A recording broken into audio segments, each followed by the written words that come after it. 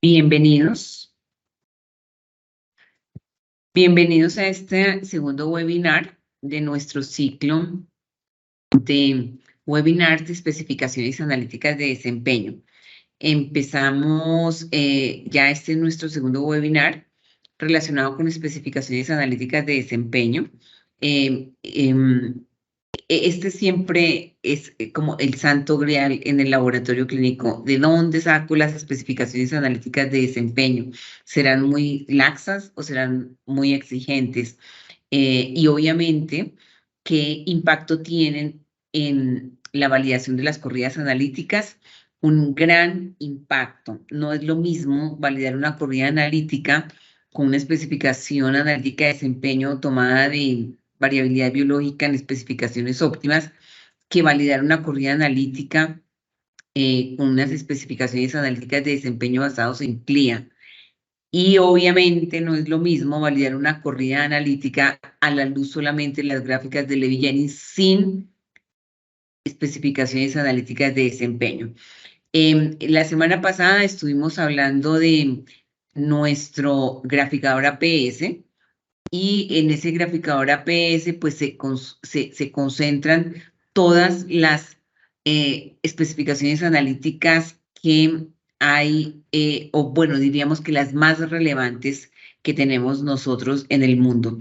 En el día de hoy, la doctora Diana Barrera va a presentarnos las especificaciones analíticas de desempeño definidas por CLIA 88 que han sido actualizadas el año pasado.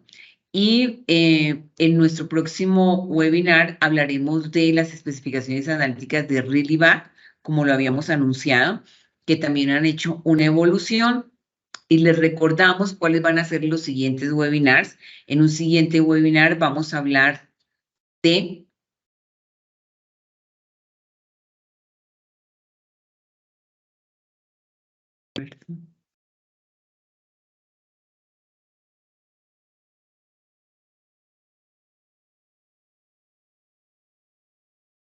Perdón, que me están diciendo que no estamos proyectando las diapositivas.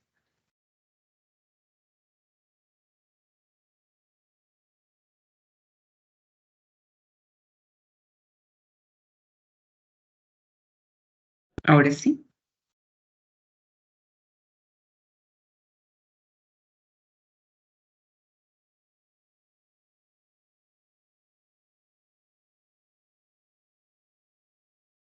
Bueno, volvemos. Les estaba diciendo que estas especificaciones analíticas de desempeño son como el santo grial del laboratorio clínico que no se sabe, ¿cierto?, de dónde sacarlo muchas veces y como no tenemos tanta historia con el uso de las especificaciones analíticas de desempeño, a veces nos confundimos y decimos de dónde las saco, si tomo estas serán demasiado exigentes o si tomo estas otras serán muy laxas. Eso es parte, obviamente, de lo que queremos nosotros ver con ustedes para ofrecerles herramientas para que puedan seleccionar esas APS en forma adecuada en el laboratorio clínico. La semana pasada, nuestra especialista Carolina González habló de todo lo que es nuestro graficador APS, que está disponible en nuestra página web, en donde hemos integrado todas estas especificaciones analíticas que están disponibles en el medio. Hoy vamos a hablar de las especificaciones analíticas de desempeño definidas por CLIA. Nos va a acompañar la doctora Diana Barrera para esta sesión y les pongo acá cuáles son los siguientes webinars que vienen. La próxima semana, el 16 de agosto de 2023, vamos a hablar de la evolución de las especificaciones analíticas de desempeño por ReallyBack, que son de Alemania. Después continuaremos con las especificaciones analíticas de desempeño derivadas de variabilidad biológica y cómo fue esa evolución de lo que publicaba la Sociedad Española de Química Clínica a lo que publica en este momento la Federación Europea de Medicina de Laboratorio FLM. Hablaremos también en otro webinar de cómo han ido evolucionando las especificaciones analíticas de desempeño según los consensos, qué pasó desde el consenso de Estocolmo en 1999 hasta el último consenso de Milán en el 2014. Y hablaremos en otro webinar del estado del arte por percentiles, otra forma de definir especificaciones analíticas de desempeño. Y hablaremos en otro webinar del impacto que tiene seleccionar estas especificaciones analíticas de desempeño en la métrica sigma y cómo se correlaciona la ubicación con percentiles. Pues bueno, pues entonces hablaremos también en otro el estado del arte en las publicaciones, que es lo que más se usa en las publicaciones. Pues los dejo entonces con la doctora Diana Barrera. La doctora Diana Barrera es bacterióloga del Colegio Mayor de Cundinamarca, es especialista en gerencia de la calidad y tiene amplia experiencia con el uso de las especificaciones analíticas de desempeño en su día a día con los laboratorios clínicos, asesorando a los laboratorios clínicos, orientándolos y apoyándolos de cómo definir estas especificaciones analíticas de desempeño. Bienvenida, doctora Diana. Muchas gracias, doctora Dia, por la presentación. Como primera cosa que quiero hacer es agradecerles a ustedes por estar, digamos que pendiente de nuestras convocatorias a los webinars. Estos son unos espacios en donde tenemos espacios académicos, en donde podemos compartir con ustedes diferentes publicaciones que, digamos que nos va a permitir en el laboratorio clínico tener lo último, digamos, en los estudios que tenemos en el laboratorio clínico para poder tomar buenas decisiones a la hora de la liberación de los resultados que tenemos en el laboratorio clínico y pues permitirles a ustedes también interaccionar con nosotros de esta manera. Gracias por acudir a esta convocatoria y pues iniciemos con nuestro webinar.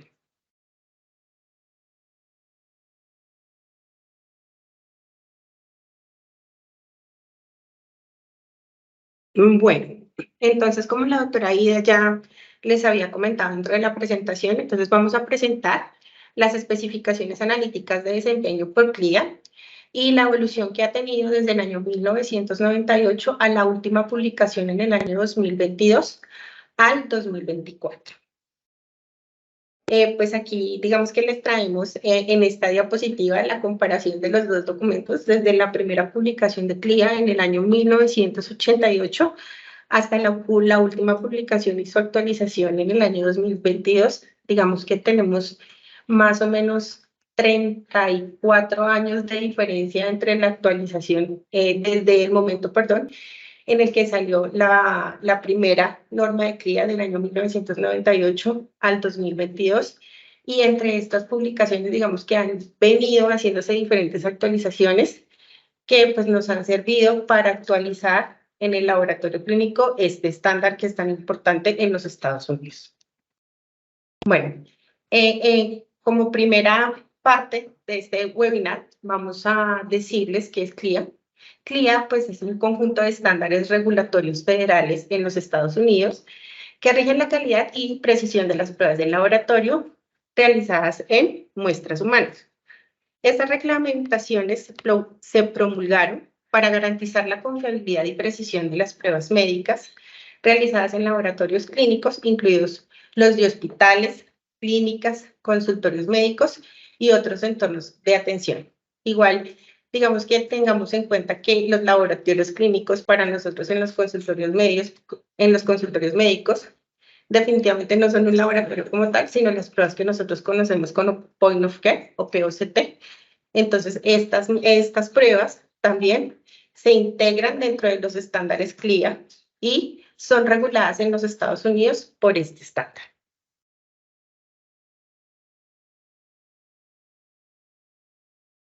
Entonces, CLIA se estableció por primera vez en el año 1998, en el año 1988, discúlpenme, y se ha actualizado periódicamente desde entonces para adaptarse a los cambios de la tecnología y las prácticas del laboratorio.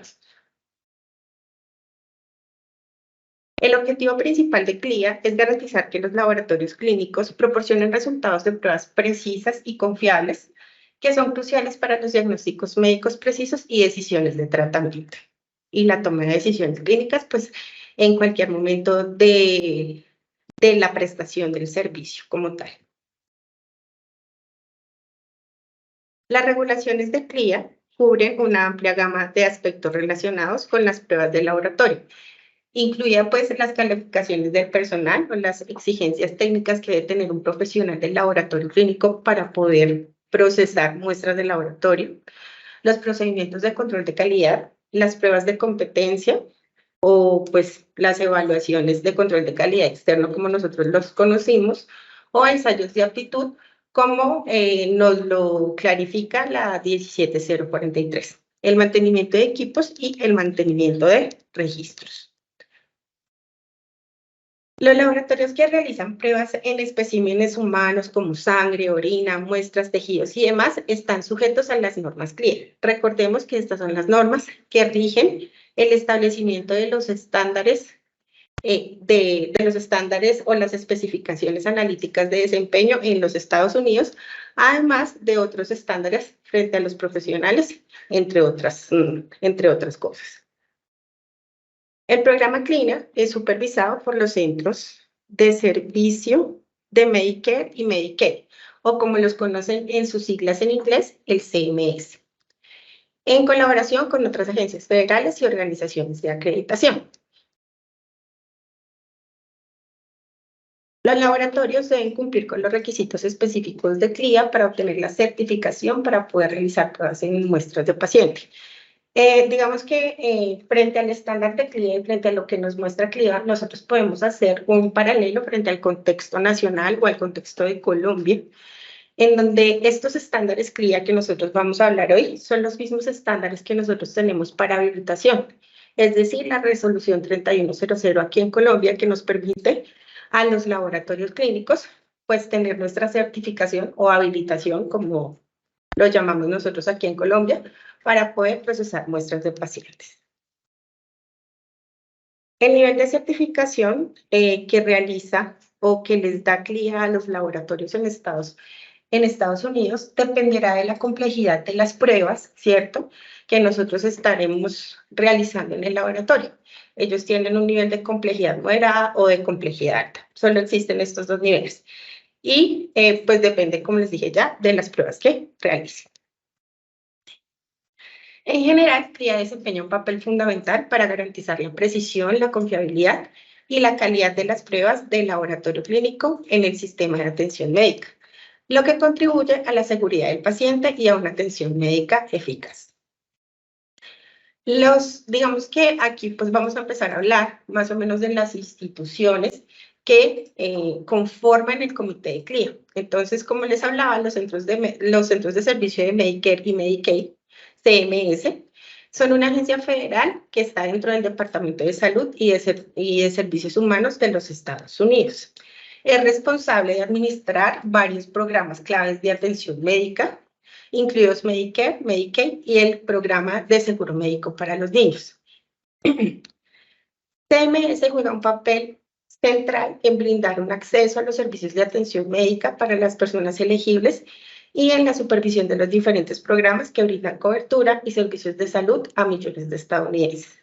Digamos que nosotros podemos aquí hacer también como un paralelo de esta institución. Para nosotros, esta institución sería el Ministerio de Salud, que es el que regula o es el responsable de administrar los diferentes programas de salud en Colombia, incluido pues la resolución 3100 y las secretarías de salud a nivel departamental en Colombia. Ellos también juegan ese papel aquí en Colombia como es el CMS en los Estados Unidos.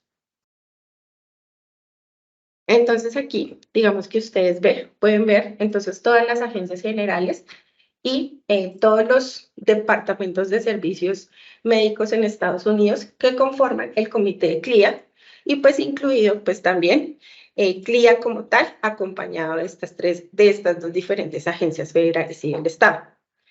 Pues recordemos que una agencia federal es un departamento, oficina u organización del gobierno federal de un país como los Estados Unidos, en donde son establecidas leyes aprobadas por el cuerpo legislativo de un país, en este caso el Congreso de los Estados Unidos, así como nosotros aquí pues aquí en Colombia, el Congreso, el Ministerio de Salud y las diferentes secretarías, digamos que son los encargados de legislar las leyes o las resoluciones con las que nosotros vamos a tener el cuidado médico de los pacientes en Estados Unidos, en Colombia y en Estados Unidos. De allí, pues, saldrán todas las resoluciones que nosotros hemos visto salir en estos últimos años. La actualización de la resolución 3100, la resolución 1619, que es la resolución para la habilitación de los laboratorios de salud pública, entre otras cosas. Digamos que estas leyes son exactamente más o menos iguales, o estas resoluciones iguales a la de CLIA. Entonces, hay otras agencias pues en los Estados Unidos que hacen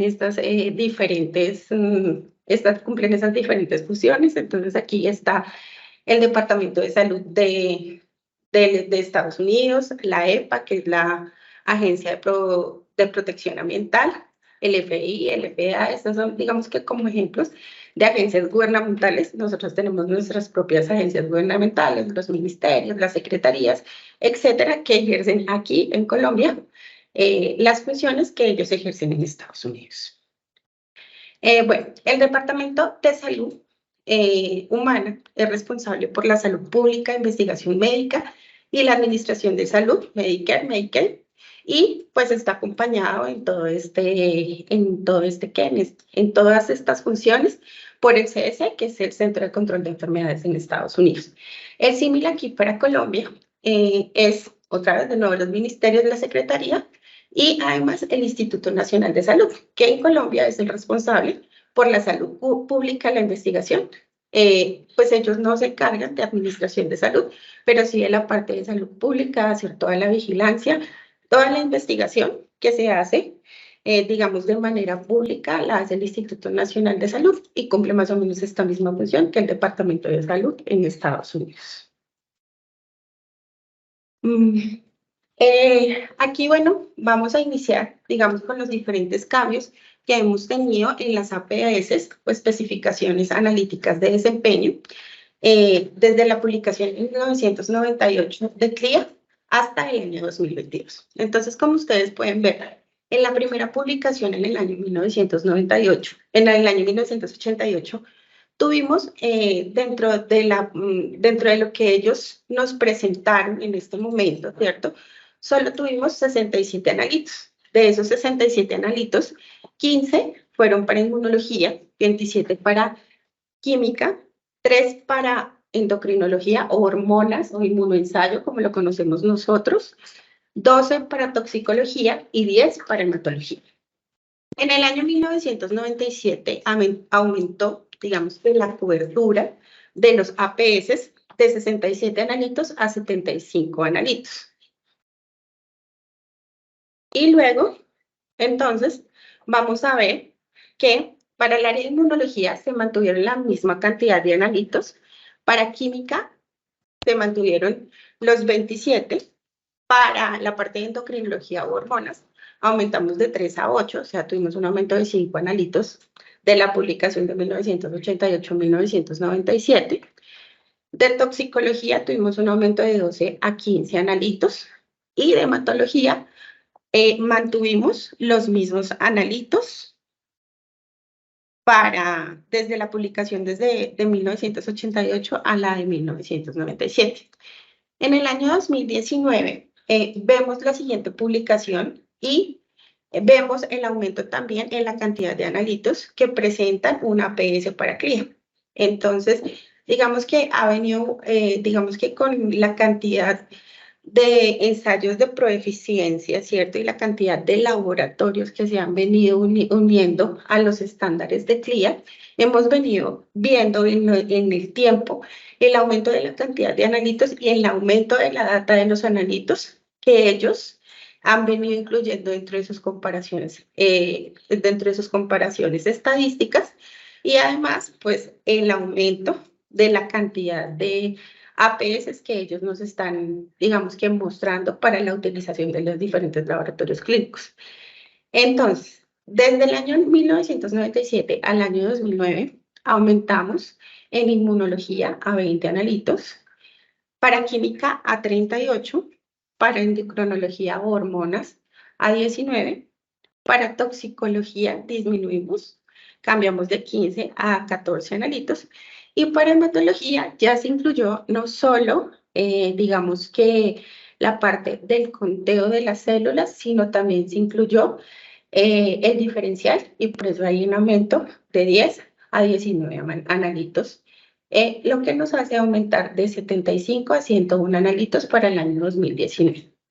Para el año 2022, que pues fue la última publicación de CLIA, mantenemos para inmunología 20 analitos, para química 38, endocrinología 19, para toxicología 14 y para hematología 19.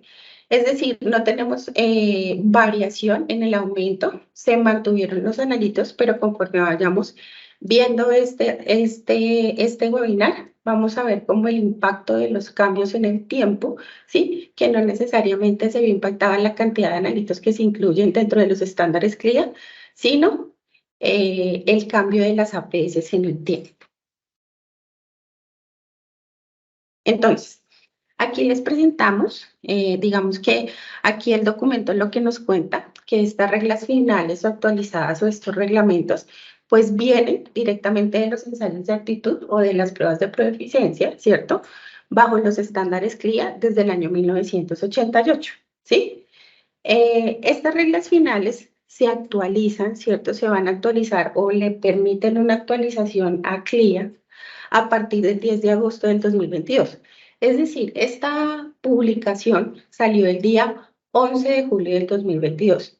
Los laboratorios en Estados Unidos tenían ¿para qué? Para establecer estos estándares, ¿sí? Hasta el 10 de agosto del 2022, más o menos tenían un mes. Pero para lo que nosotros hablamos como APS o estándares analíticos de desempeño, digamos que esta enmienda tiene como un plazo más largo. Es decir, que van a ser efectivos o digamos que se harían las evaluaciones de estos cambios a partir del 11 de julio del 2024. Lo que nosotros podemos decir aquí es que el estándar CLIA como que les permite mediciones, un tiempo de mediciones un poco más largo, más o menos de un año, año y medio, ¿cierto? En donde ellos pueden establecer la estadística para poder revisar el cumplimiento de las APS, ¿cierto? Ya establecidas a partir de estas enmiendas, que es las que ustedes ven, desde la enmienda 493-801 a la enmienda 493-959, que es donde digamos que se muestra en este estándar todos los límites analíticos de desempeño o APS de CLIA y que pues les permiten un tiempo más largo para su implementación. Bueno, entonces aquí pues ya empezamos a ver las diferentes enmiendas, ¿cierto? Para cada una de las áreas. Aquí estamos viendo de la enmienda 493-959, que nos habla de inmunohematología o banco de sangre, ¿cierto? En donde nos muestran los criterios y nos hablan de cómo ellos utilizaron toda la data estadística de los criterios para crear la tabla que ustedes están viendo aquí en pantalla para los diferentes analitos.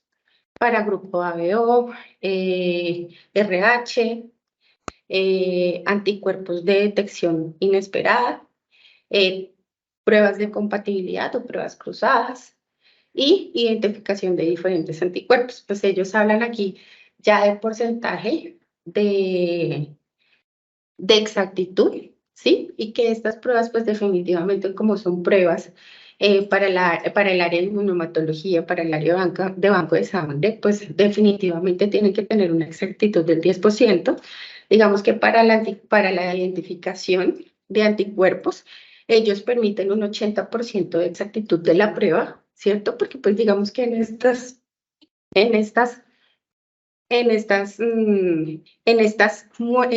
búsquedas de anticuerpos e identificación de anticuerpos, digamos que tenemos diferentes momentos en el laboratorio que no nos permiten tener 100% de exactitud, por eso digamos que en estas identificación de anticuerpo tienen un 80% de exactitud. Ahora, pues en esta parte de la norma o de la actualización de la norma, ¿cierto? Ellos empiezan a hacer como una identificación de los diferentes conceptos que nosotros tenemos que tener en cuenta dentro de las pruebas de proeficiencia o ensayos de aptitud o control de calidad externa, en donde ellos definen, ¿cierto?, qué es un límite aceptable, qué es un grupo par, qué es un valor diana o un valor target, y definen cuáles son los criterios estadísticos, el concepto de estas definiciones, para que realmente nosotros sepamos cómo elegir un grupo par, cómo elegir un valor diana y pues un límite de aceptación, una media también, y que esto nos permita pues hacer una adecuada, ¿cierto? Una adecuada escogencia a la hora de tener APS en el laboratorio. Ellos digamos que cogieron toda la data estadística con la cantidad de participantes, etcétera, y nos definen cómo nosotros debemos entender lo que significa un grupo par, un límite de aceptación, entre otros conceptos que son muy importantes a la hora pues, de tener un estudio de APS en los laboratorios clínicos. En esta diapositiva entonces quisimos traerles cómo han sido los cambios para diferentes analitos en el laboratorio a través del tiempo para diferentes áreas del laboratorio. En esta diapositiva entonces estamos mostrándoles a ustedes los cambios en el tiempo para diferentes analitos. En el primer caso vemos la ALT y la albúmina, ¿sí?, que definitivamente durante la actualización del año 88 y el año 97 no tuvieron un cambio, ¿cierto? Mantuvieron su límite analítico de desempeño para la ALT de 20% y para la albúmina del 10%, y se mantuvo así hasta el año 97. En el año 2019, pues volvimos a tener una actualización de la norma, ¿sí? Y ahí empezamos a ver el ajuste, ¿sí? Y a que la norma CLIA empezó a volverse un poco más estricta. Entonces, cambiamos de un límite analítico de 10 a un límite analítico de 8, y cambiamos de un límite analítico de 20 a un límite analítico de 15 para la albúmina y para la LT respectivamente, y que se mantuvo pues para el año 2022. Aquí tenemos otra comparación entre la glucosa y el colesterol, en donde ellas también a través del tiempo han venido teniendo unos cambios.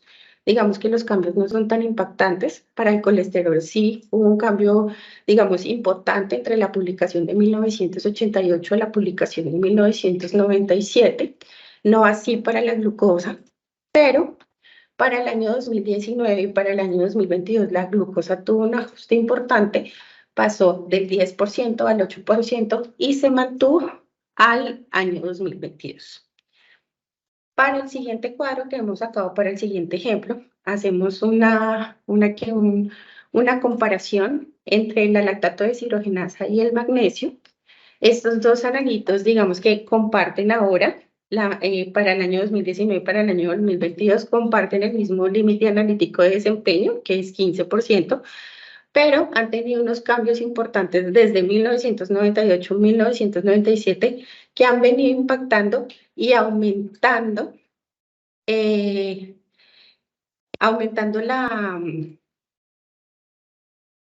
digamos que no aumentando, sino disminuyendo el límite, ¿sí? Y que definitivamente no permita, ¿cierto?, que haya menos precisión y menos exactitud en el laboratorio para estas pruebas.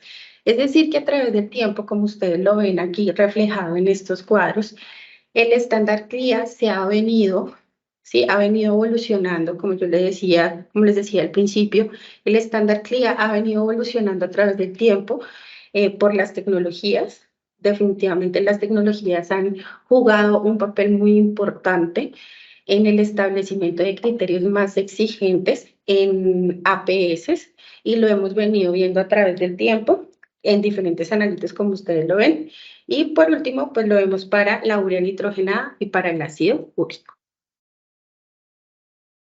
Aquí, entonces, vemos también el mismo, digamos que el mismo comportamiento de los cambios en los APS a través del tiempo, y es lo mismo que yo les contaba en la diapositiva anterior. No solo para el área de química, sino para el área de toxicología, hemos venido viendo estos cambios, ¿sí? En el aumento de las exigencias en las APS CLIA, ¿sí? Y cómo ellas han venido evolucionando, digamos que esperemos que para una próxima actualización haya un cambio también importante frente a, pues, a la flexibilización o la no flexibilización de los APS. No es un secreto para nosotros que definitivamente si nosotros tenemos un APS exigente que nos permita evaluarnos dentro de nuestro control de calidad interno y dentro de nuestros ensayos de aptitud, que nos permita exigirnos, ¿sí? Nos va a hacer visible a todos los errores que podamos cometer frente a la precisión, la exactitud del laboratorio. Entonces, que siendo un poco más exigentes, vamos a empezar a evaluar mejor las tecnologías, los reactivos, los calibradores y las diferentes actualizaciones que tenemos en estas formulaciones. Y esto mismo, pues, lo hemos visto, ¿cierto?, en la evolución de los APS. Bueno, aquí en este cuadro nosotros queremos atraer la atención de ustedes frente al cambio de la expresión en las unidades en las APS. Entonces, para CLIA, digamos que hemos venido teniendo unos cambios bien importantes en cómo ellos están expresando las unidades de las APS. Al inicio, ¿cierto? En el año 1988, CLIA nos presentaba la mayoría de sus analitos, ¿cierto? O más o menos la mitad de sus analitos, no la mayoría, en desviaciones estándar. Y el otro porcentaje más grande nos lo presentaba en unidades de porcentaje. Entonces, estamos hablando que para el año 1988, CLIA nos presentaba 20 analitos en unidades de desviaciones estándar. Y para porcentajes nos presentaba 34 analitos. Por diluciones nos presentaba 5, por unidades nos presentaba 6. Y frente a un criterio cualitativo reactivo no reactivo nos presentaba 2 para un total de 67. Digamos que acá nosotros vemos que ellos en ese momento de los estudios de Euclida, nosotros vemos que trabajamos a través de la desviación estándar, ¿sí? Entonces la desviación estándar pues que nos permitía, digamos que a través de los ensayos de proeficiencia o ensayos de aptitud, nos permitía tener unas desviaciones estándar grandes y digamos que nos permitía un poco más de subjetividad para nosotros poder hacer el análisis de la que realmente sería la APS para un analito en particular. Entonces, digamos que ustedes saben que una desviación estándar dentro de un programa de proeficiencia o dentro de un programa de ensayo de aptitud que sea muy grande, pues me permite entrar bastante error. Entonces, digamos que no éramos, de pronto en ese momento, teníamos en la conceptualización de la desviación estándar estaba como en su auge y nos permitía hacer estas evaluaciones.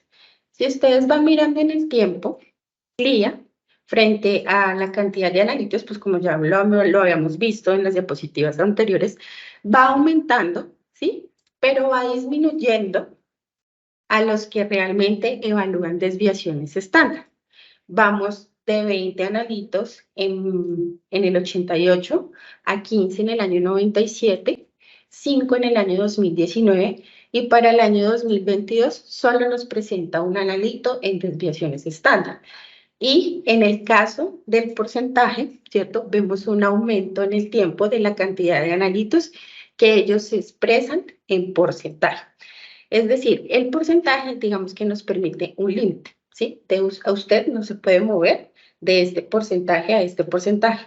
Este es un límite y por lo tanto, usted no es dependiente de la desviación estándar de un grupo o si la desviación estándar es muy grande o si la desviación estándar es muy pequeña. Aquí digamos que lo que está haciendo CLIA es combinarnos, ¿cierto? La imprecisión y la exactitud, lo que nosotros conocemos como coeficiente de variación y sesgo, que es el error total que todos conocemos en el análisis del laboratorio, ¿cierto? Ellos ya lo están implementando al porcentaje y han venido pues aumentando en el tiempo la cantidad de analitos que ellos quieren colocar dentro de un porcentaje o dentro de un límite.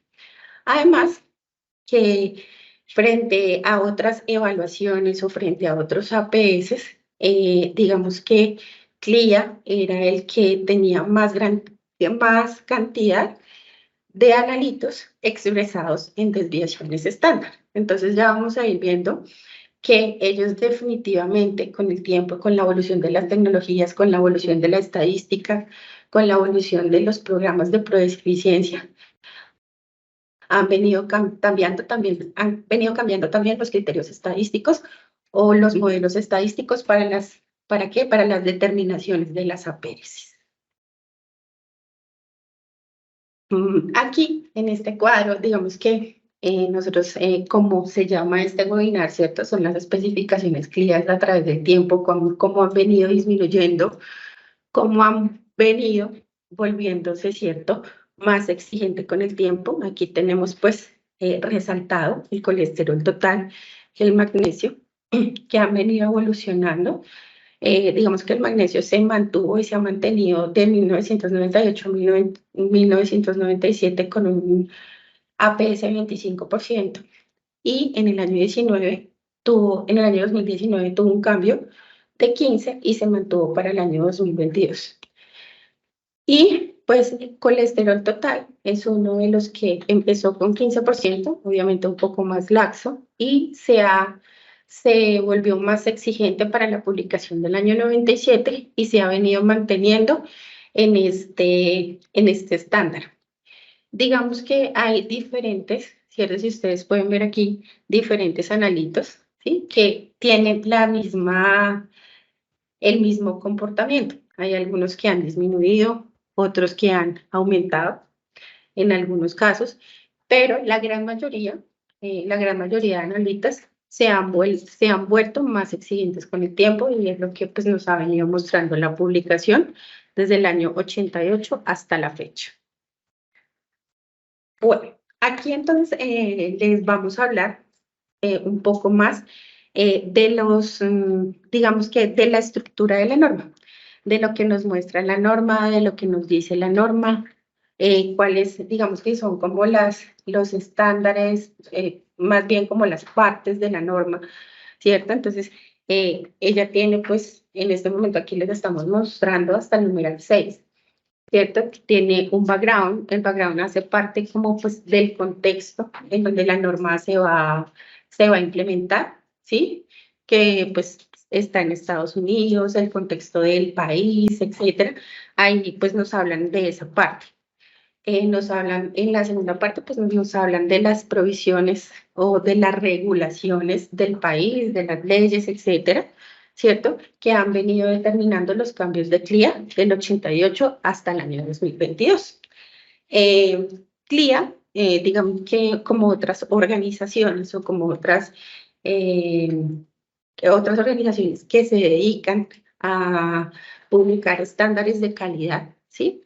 Tiene la particularidad que ella publica las regulaciones, publica las actualizaciones y pone a conocimiento del público en general, en este caso, pues, las personas del área de laboratorios clínicos en los Estados Unidos, todas las actualizaciones que van a tener ellos y recibe como el feedback de los laboratorios, de las personas que están, pues, como en el área médica, ya para después de hacer la publicación de la norma, pues ya con las últimas enmiendas o con las últimas regulaciones que van a regirse a partir del momento de la publicación de la norma.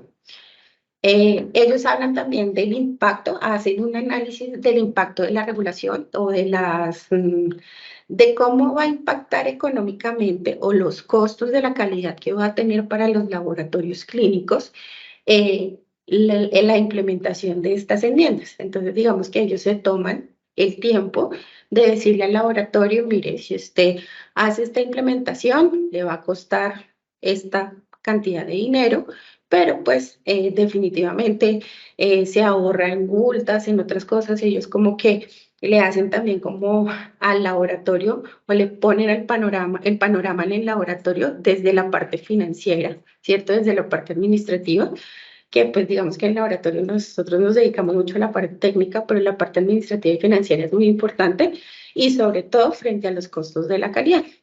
Entonces, pues es importante tener en cuenta estos costos porque pues eso es más como una inversión, nos va a permitir a los laboratorios clínicos o también le va a permitir a los laboratorios clínicos en Estados Unidos tener tecnología de punta, profesionales preparados, etcétera, que les permita cumplir con estas metas. Luego, después de esto, ellos hacen un análisis, ¿cierto? De los requerimientos del laboratorio, las definiciones, la complejidad de los test que ellos van a incluir dentro de las tablas de APS, ¿cierto? Que es lo que nos ha traído aquí el día de hoy.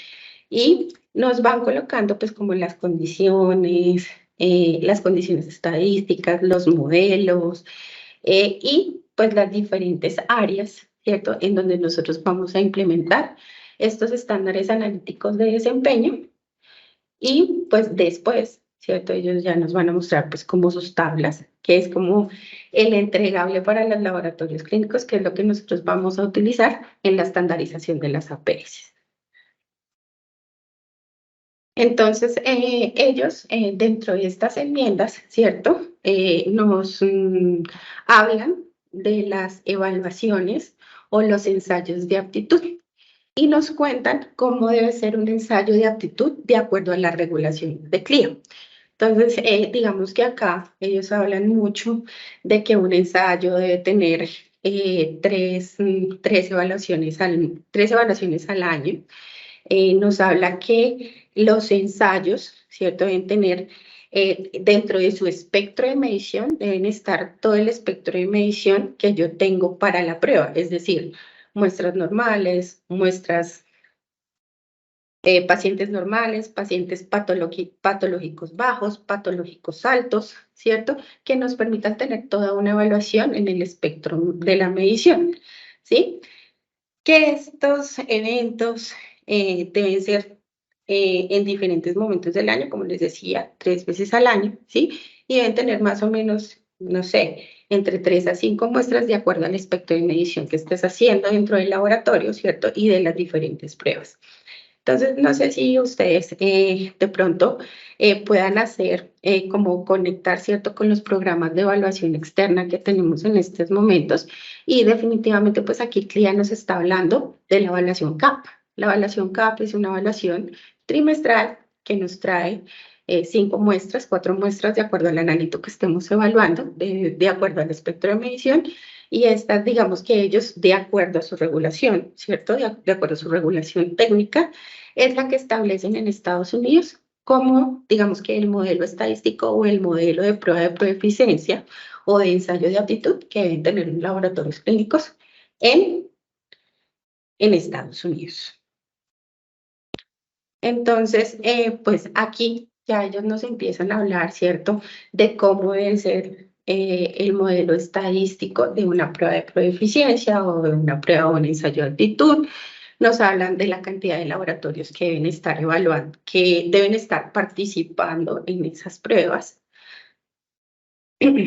Además, nos hablan del modelo estadístico de la desviación estándar, cómo se debe determinar un valor diana, cómo vamos a determinar pues todos los estadísticos dentro de un programa de proeficiencia que cumpla la indicación técnica de CLIA. Entonces ellos aquí también nos muestran esa evaluación. A partir de esas evaluaciones, ¿cierto? A partir de esa data de evaluaciones y esa muestra de las pruebas de proeficiencia en Estados Unidos, es de donde ellos basan, ¿cierto?, la tabla que les estoy presentando en este momento, ¿sí?, de los valores target o de los valores diana, ¿cierto? De acuerdo a desviaciones estándar, a ilusiones y a porcentajes. Entonces, de acuerdo a estos valores y a estos modelos estadísticos de pruebas de proeficiencia, es de donde ellos sacan sus APS o sus estándares analíticos de desempeño. Entonces aquí digamos que vamos a ver el primer grupo, ¿cierto? En donde ustedes ven pruebas de química, todas las pruebas de la parte de química clínica, que nosotros conocemos, o química sanguínea. También aquí hay pruebas para gases arteriales, estándares para gases arteriales, y este es como el primer grupo que nos muestra CLIA dentro del estándar y dentro de la actualización que nos hace para el año 2022. Luego, pues acá vemos otro de los grupos, ¿cierto? Aquí ya vemos incluidas las transaminasas, las bilirrubinas. De hecho, digamos que dentro del análisis que ellos hacen o el criterio que ellos hacen para diseñar estas pruebas, digamos que ellos lo colocan como por áreas, como por áreas de diagnóstico. Entonces, por áreas de cuidado crítico, por el área de química, pero pues recuerden que el área de química tiene diferentes evaluaciones. Entonces, digamos que tenemos los analitos de química que son para evaluar la función renal, los que tenemos para evaluar la función hepática, entre otros, ¿cierto? Entonces, digamos que ellos hacen esa diferenciación en estas tablas.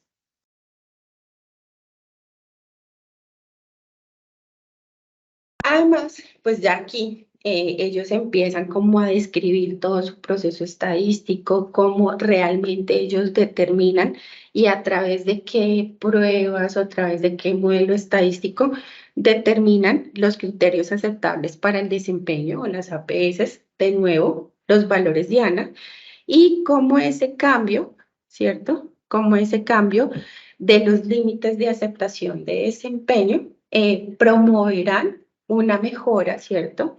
Dentro del desempeño de las pruebas, dentro del desempeño del laboratorio, y además podemos ser capaces de medir la sensibilidad de las pruebas. Entonces aquí digamos que CLIA nos hace un llamado a todos los laboratorios clínicos en Estados Unidos y pues digamos acá en Colombia, que estamos acá como estudiando esta actualización, que definitivamente debemos tener un límite de aceptación, ¿cierto? Que debemos tener cambios en el tiempo en los límites de aceptación de desempeño para que realmente seamos capaces de evaluar todos los cambios tecnológicos que hemos tenido, ¿cierto? Todos los cambios tecnológicos en el tiempo y digamos que también evaluar a los manufacturadores si realmente, digamos, tenemos el nivel de desempeño, ¿cierto? Que ellos nos están declarando en sus especificaciones analíticas frente a la imprecisión, frente al sesgo.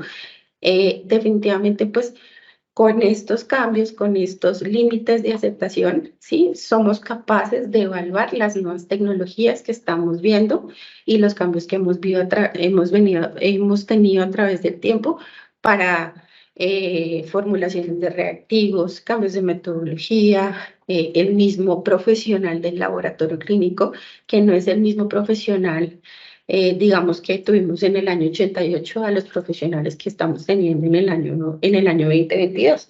Entonces también es importante que todos, digamos que todos los estándares de calidad analítica a nivel mundial, ¿cierto? Nos están invitando a hacer evaluaciones más exigentes y más específicas y más sensibles frente a las tecnologías que estamos utilizando en este momento en los laboratorios clínicos.